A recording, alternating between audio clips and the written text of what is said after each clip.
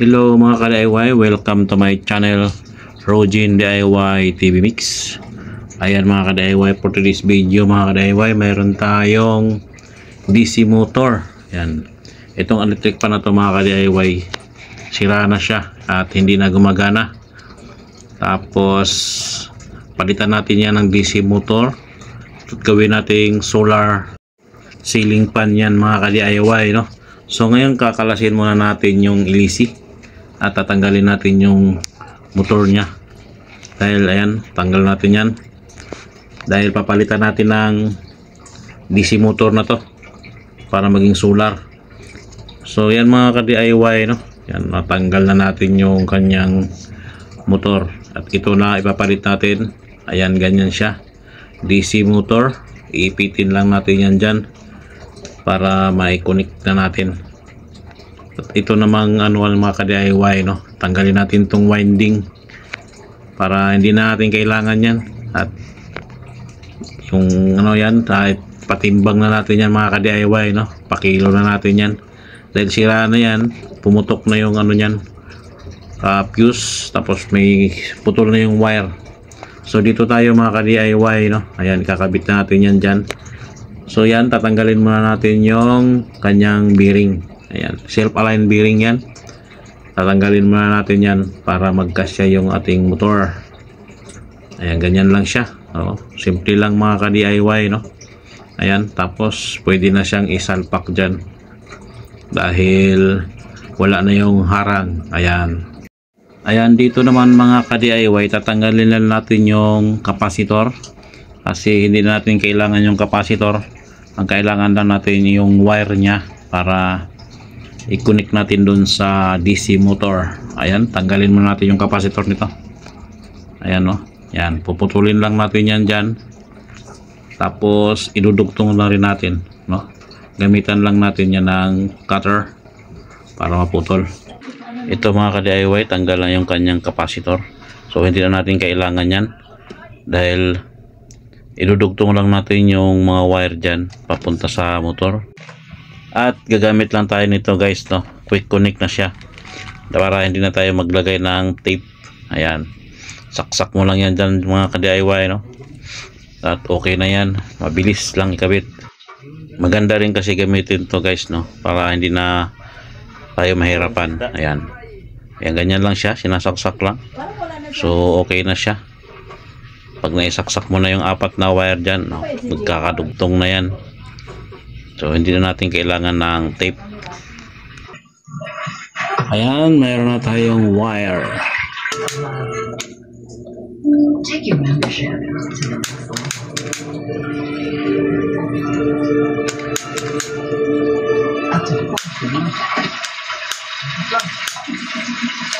Okay, kabit na natin. Yan, medyo higit na lang natin yan. Maglagay lang tayo ng spacer. Yan, dito. Yan, cook. Yan, takip lang ng cook. Binutasan natin. Tapos okay, kabit na natin. Yan.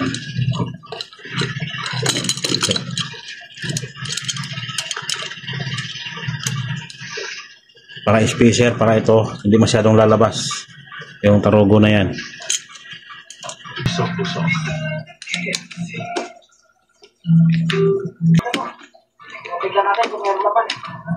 Okay, tapos kabit natin to. So ayan mga ka-DIY, no? Mahaba pa rin yung shop. So gagawin natin dyan, maglalagay tayo ng spacer. Ay mga ka-DIY, nilagyan ko ng spacer kasi para magamit din to. Ayan, no? Try natin to mga ka-DIY kung iikot siya, no? Sa inyong pagtitiwala lagi sa amin. Kami po ay taos po at lubos-lubos po. Okay. Ayan, tatakpan na natin. Tapos palusot natin yung wire. Pagsamahin na natin yung dalawa.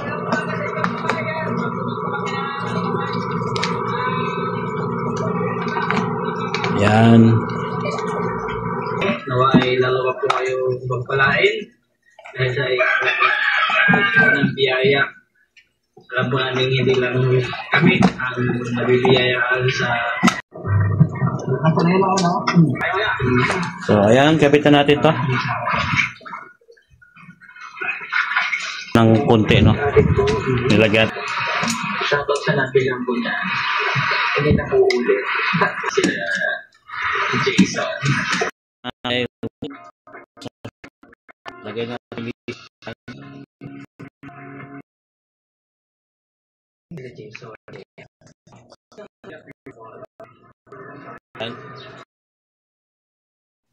Ayan. Testing natin ulit. Direct lang muna. Ayan, oh. O, diba? So, ito yung battery natin. Ayan. Magana na siya. Okay.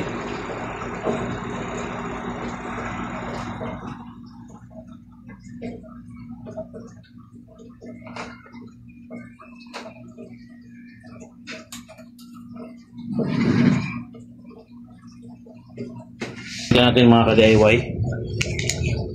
Ito yung ano, module.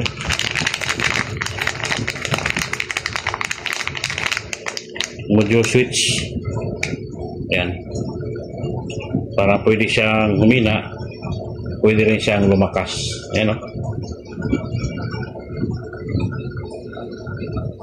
So, madali lang naman ikabit to, guys, no? Ito may nakatatak naman dito.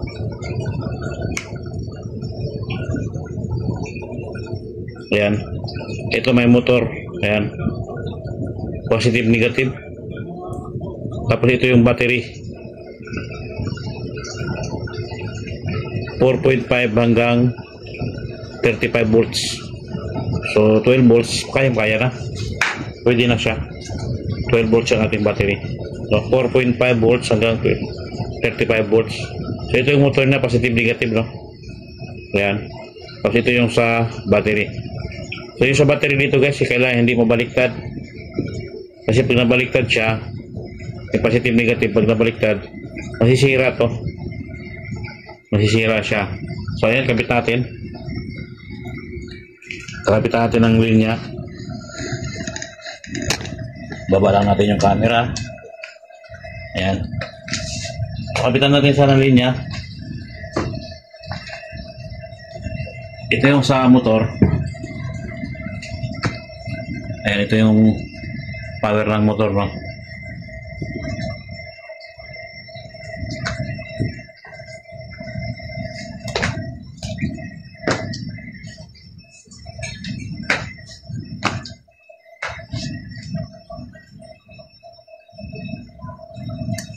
Bawasan lang natin. Bawasan ko lang dahil mahaba.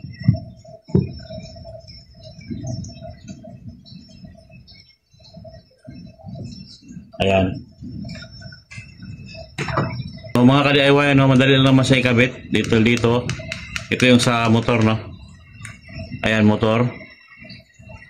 Positive, negative. Ayan, positive, negative.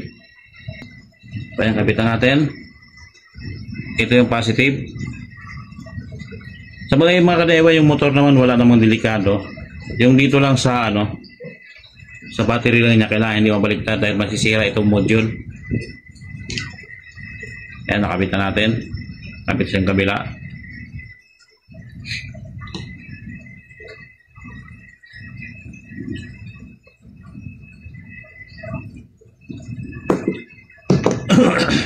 Bawas natin ng konti.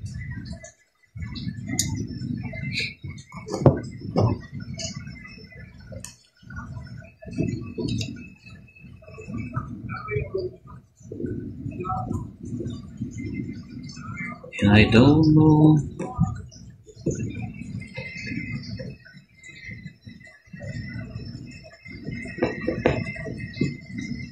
Ayan, nakabit na natin yung motor. Ito yung motor, positive, negative. Ayan, positive, negative. Dito naman sa kabila, yung sa battery. Ito yung plus, ito yung minus. Ayan, ito yung plus, ito yung minus. So maglagay tayo ng wire dyan Ayan, maglagay lang tayo ng pansamantala dito, no? Na para iipit lang natin. Ito yung positive.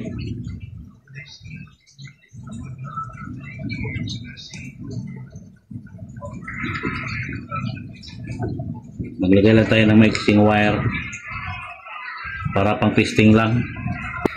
Ayan, subukan natin. Paikutin natin. Subukan. Ayan mga ka-DIY, no? Ito lang ang ating module. Ayan. Ito na yung ating module. Ayan, iwasan lang na magkabaliktad yung positive negative na dito. Kailangan hindi magkabaliktad yung positive negative para hindi masira yung ating module. So ayan, itratry na natin. Ayan, naka-connect na yung clip. Pangsamantala. Tapos ito, connect na natin dito sa ating battery. Ayan. Tapos, subukan natin. Hawakan lang natin para hindi magdikit yung dalawa. Ayan, o. Ayan. O, diba? Ikot na siya. Tapos may ilaw dito. Ikot na siya. Ayan. Pag mabagal siya, matagal malubat yung battery. Pwede matagal maubos. Pero pag malakas, siyempre, maubos agad yung battery. Ayan, ganyan. O, diba? Oh, tipid na tayo sa kuryente. Tapos, pag may solar ka, tapos may charge controller, sasaksak mo lang to sa charge controller, sa electric fan, tapos ang init, okay na siya. Pwede rin to sa direct sa panel, yung 50 to 30 watts. Yan, kaya yan. Diretso na siya, wala na siyang battery. So, okay. Oh, lakas niya, oh. Oh, diba? Malakas. O, ganyan siya mga ka-DIY. Ayan mga ka-DIY, please like and subscribe and click the notification bell para updated kayo sa susunod ko pang mga video. Okay, bye-bye!